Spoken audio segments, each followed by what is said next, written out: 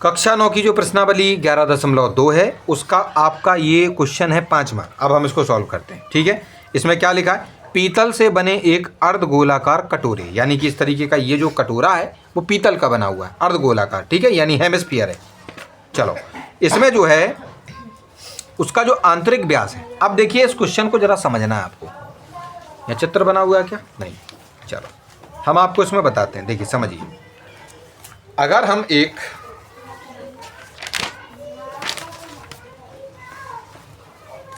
इस तरीके से अगर हम देखिए बच्चों, आपका ये जो है अर्धगोला अगर हम बनाते हैं बच्चों, इस तरीके से कटोरा अगर है, तो देखिए एक चीज़ तो पक्की है कि ये जो आपका गोला है उसकी ये जो जिस चीज़ से बना हुआ है, ये पीतल से बना हुआ है, तो कुछ ना कुछ इसकी मोटाई अवश्य होगी, थोड़ी बहुत मोटाई होगी। मैंने इसको इस तरीके से इसलिए लिख दिया है ताकि आपको उस मोटाई का पता चल सके कि चलो ये आपकी इतनी मोटाई है ये।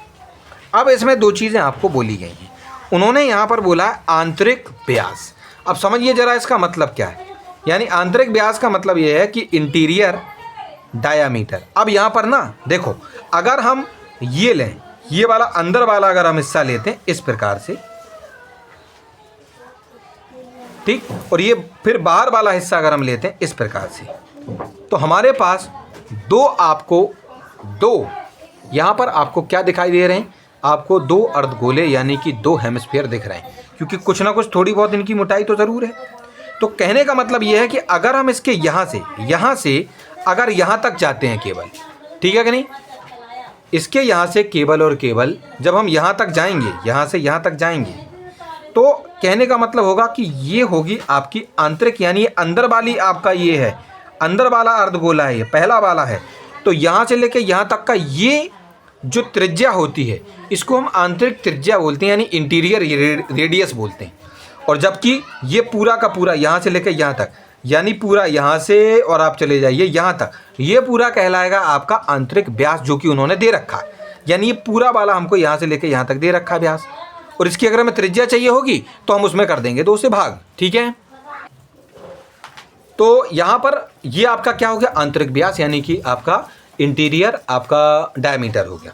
अगर हमें इसकी त्रिज्या चाहिए होगी तो उसमें हम क्या कर दें, आपका 2 से भाग, तो हमें त्रिज्या मिल जाएगी इसकी। जबकि थोड़ी सी मोटाई होने के बाद ये जो दूसरे नंबर का ये जो आपका जो अर्धगोला जो बनकर तैयार हो रहा था, ठीक है कि नहीं, ये वाला, यानी यहाँ से लेके यहाँ तक आपको जाना है, सॉरी, यहाँ से लेके आपको यहाँ तक जाना है। यहाँ से लेके यहाँ तक जब आप जाएंगे तो ये वाली जो आपकी त्रिज्या होगी इसको हम बोल सकते हैं आपकी बाह्य त्रिज्या, यानी कि बाहर वाली, आउटसाइड वाली हम कह सकते हैं रेडियस। ठीक है कि नहीं, और इसको हम बोल देंगे आपका बाहरी व्यास, ये वाला पूरा। ठीक है कि नहीं, चलो, और इसकी भी अगर हमें त्रिज्या प्राप्त करनी होगी तो हम जो है उसमें 2 से व्यास में जो है 2 से भाग कर देंगे। चलो, तो अब यहाँ पर देखो क्या कहा गया है। उन्होंने इसमें ये कहा है कि अगर हम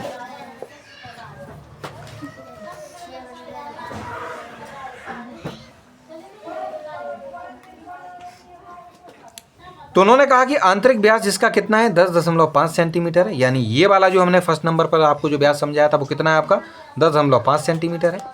इसमें ₹16 प्रति 100 सेंटीमीटर स्क्वायर की दर से इसके आंतरिक पृष्ठ पर कलई कराने का व्यय क्या होगा। देखो इसमें अभी और चीज़ें तो नहीं, लेकिन इतना उन्होंने कहा है कि उसके अंदर वाले हिस्से पर अगर हम क्या करवाना चाहते हैं, उस पर कलई यानी कि वाइट वॉश करवाना चाहते हैं अगर, तो उसका खर्चा आपका हर 100 सेंटीमीटर स्क्वायर पर 16 रुपये हमारा आ रहा है। तो उस पूरे के पूरे जो अंदर वाला जो हिस्सा है उसके कटोरे पर, उस पर अगर हम पेंट कर रहे हैं या वाइट वॉश कर रहे हैं तो उसका खर्चा कितना आ सकता है।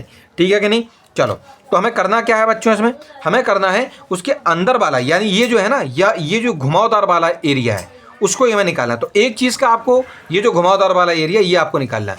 तो एक चीज़ का ध्यान रखना, जितना क्षेत्रफल इस बाहर वाले घुमावदार वाले क्षेत्रफल का होता है उतना ही इस अंदर वाले का होता है। ठीक है कि नहीं, तो हमें कुछ नहीं करना है, हमें केवल और केवल इस वाले अर्धगोले का आंतरिक वाला जो आपका उसका जो पृष्ठीय क्षेत्रफल है आंतरिक वाला, यानी यहाँ वाला, जिसे हम उसके लिए हमें निकालना पड़ेगा इसका कर्व्ड सरफेस एरिया, वक्र पृष्ठीय क्षेत्रफल निकालना पड़ेगा।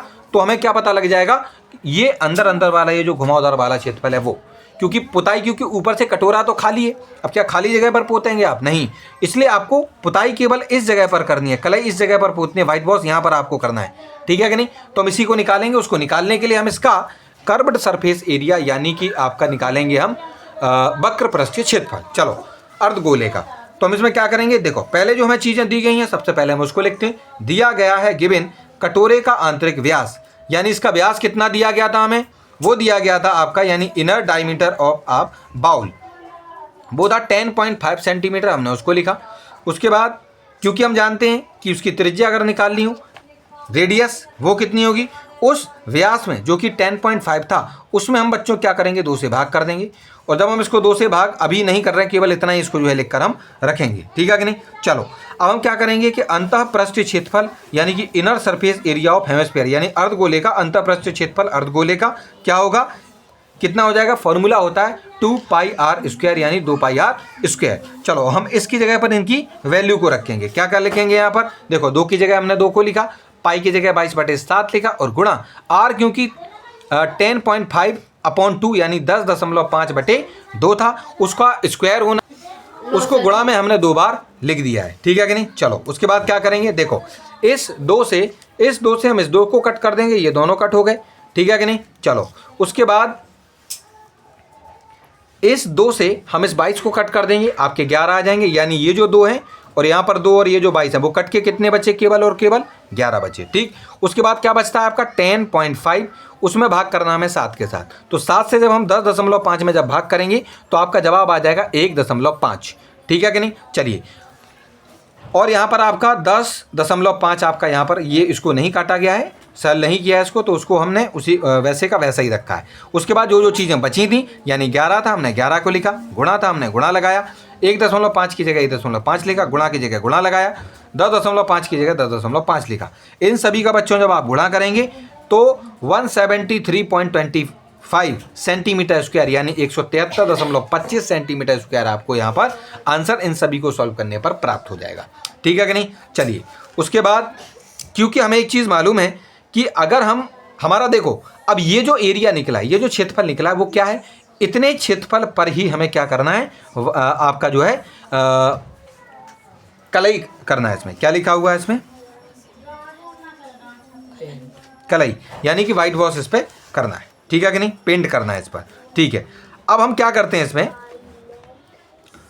इस पर खर्चा कितना होगा? तो देखो हम अगर 16 मीटर स्क्वायर अगर 100 मीटर स्क्वायर अगर हम उस पर वाइट वॉश करते हैं, प्लेटिंग करते हैं, ठीक है कि नहीं, यानी कलई करते हैं, तो 16 रुपये खर्च हो रहे थे 100 मीटर स्क्वायर, 100 सेंटीमीटर स्क्वायर पर, यहाँ मीटर लिखा है, आपको यहाँ सेंटीमीटर लिखना है।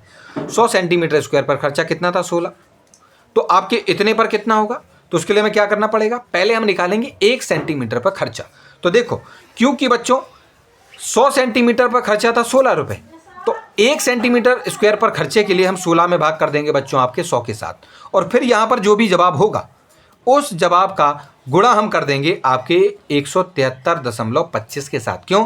क्योंकि यहाँ पर निकलेगा आपके 1 सेंटीमीटर स्क्वायर का खर्चा, और इतना का निकालना है, इतने सेंटीमीटर स्क्वायर का खर्चा निकालना है, तो उस 1 का गुणा हम इसके साथ कर देंगे, ठीक है कि नहीं? तो इसको जो हम जब आगे सॉल्व करेंगे तो क्योंकि ऊपर वाली संख्या जो लिखी है 173.25 गुणा जो 16 है, इसका जब हम गुणा करेंगे बच्चों तो आपका जवाब आ जाएगा 2772 यानी कि 2772, और बटे में यानी भाग में आपके 100 हैं, हम 100 लिखेंगे। 100 से जब बच्चों हम इसमें भाग करेंगे तो आपका जवाब आ जाएगा 27.72 यानी 27.72 रुपीज़। इतना आपका खर्चा उस कटोरे के अंदर वाला जो एरिया है उस पर आपका जो है प्लेटिंग करने का आपका खर्च आ जाएगा, कलई करने का।